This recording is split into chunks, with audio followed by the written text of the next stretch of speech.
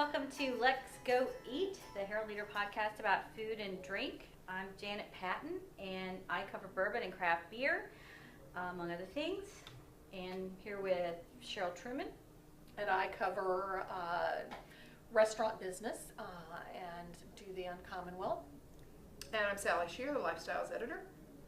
And I'm Sharon Thompson, and tomorrow's my last day as food writer for the Herald Leader after 47 years. You've written about a lot of restaurants over the years. What are some of your favorites that aren't here anymore?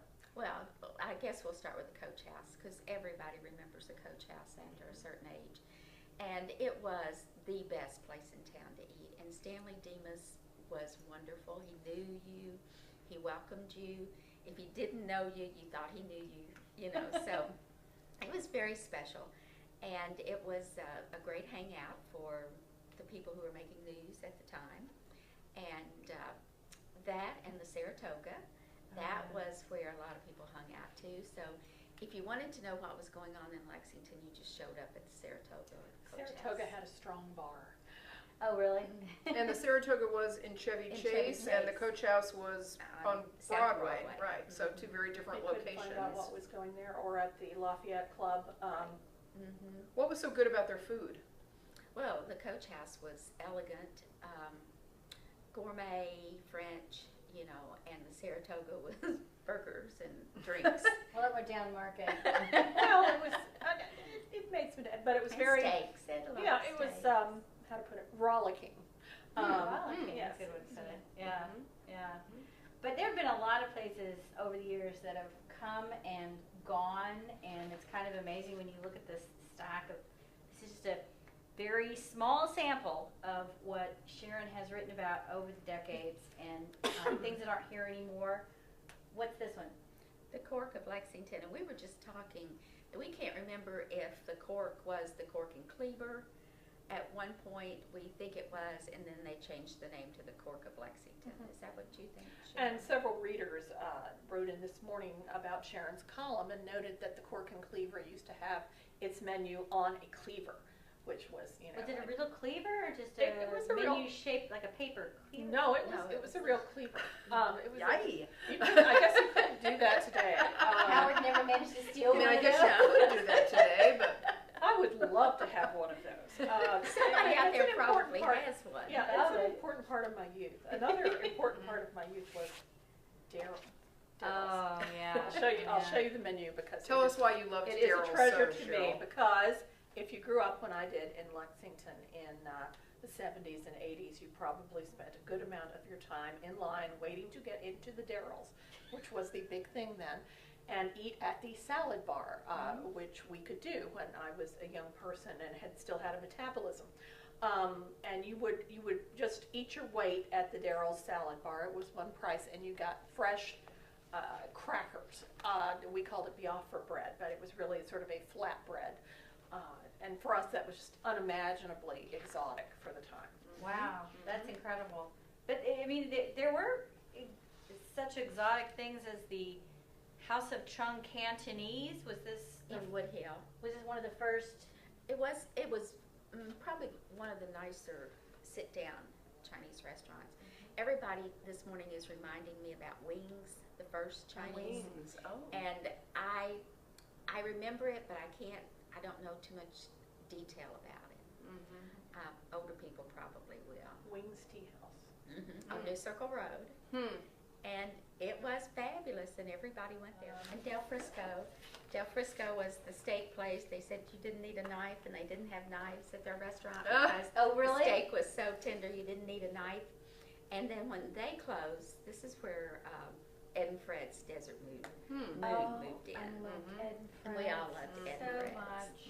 I was just raving, and still to this day miss their lime chili pesto linguine, which if anybody has a recipe for, email me. Didn't we write about the folks that started Ed and Fred's? They have moved and opened a restaurant on the beach somewhere in North Carolina, I think. Oh, We did a really? follow-up with them a couple years ago, so they're still, maybe they're serving it there, Janet. Road trip. Road trip. And out of all the menus that Sharon unearthed, this is my favorite. It's for Red Hot and Blue Barbecue on High Street, and you can't read this, but I will read it to you. The best barbecue you'll ever eat in a building that hasn't already been condemned. And inside their desserts, their second dessert is Caro pecan pie. And these were the days when if you had corn syrup in a recipe, you advertised it. You bragged about it, right. And I just think that's remarkable. If they were still in business, I would go order that. No hiding, no pretense. It's just corn syrup. Sugar was good. Yeah. And then after Red Hot and Blue, was that where Smitty's went in? Smitty's was named after Smitty, who was the maitre d' at Columbia's for years and years and years. Oh. And Smitty was another person who, you know, if he didn't know you, you weren't truly known. That's true.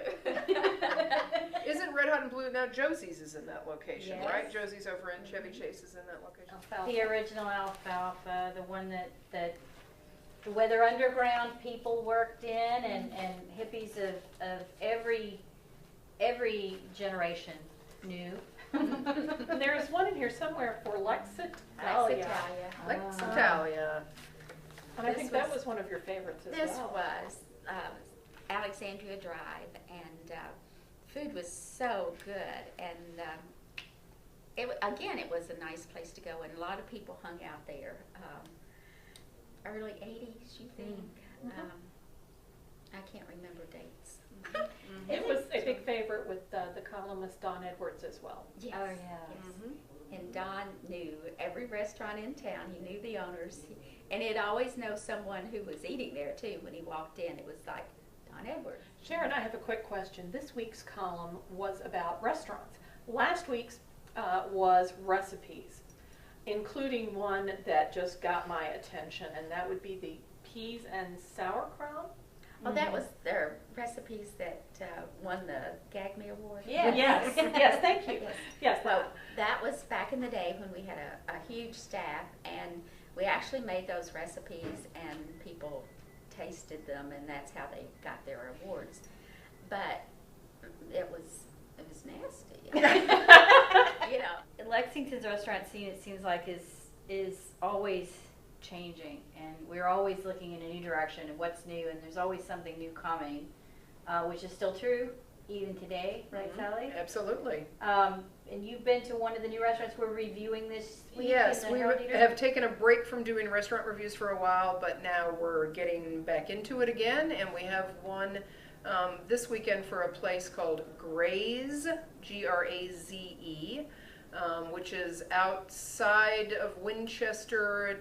Take Todd's Road and keep going, and you'll find it. It's a small place, and it's actually, I think, run by some folks who farm out in that area. Oh, okay. And so they have what they serve is a lot of locally raised meat products as well as produce. And the time I ate there, it's a very small place. There are less than 10 tables in it probably, and the kitchen is part of the dining area, so you can tell when your food is being prepared because it's right there in front of you. It's a very limited menu that's up on a blackboard, but everything we had was delicious. And We're back to craft and local again. yes, yeah. Which, you know, yeah. it's a new trend. I'm going to be going over to Country Boy to taste their wet hopped beer. You'd ask what that tastes like. I'm going to find out today, 6th, which is making a wet hopped beer today with some hops that were picked yesterday. And that should From be a field here. exactly.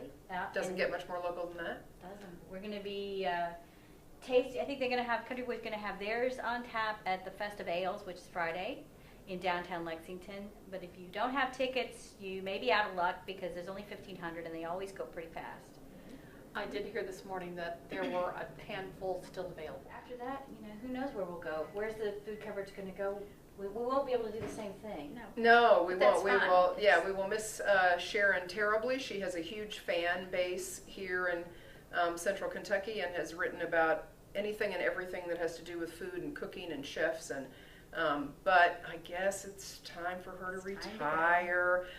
But so we realize that food is still a tremendous part of people's lives, and so we're going to just reconfigure our food coverage a bit and still focus on local, still focus on locally produced and locally grown, and chefs and cooks and restaurants and beer and bourbon and all things that are food with Kentucky, and we'll just go about it in a different way. But it'll still be, the news will still be out there for everyone as soon as we know about it.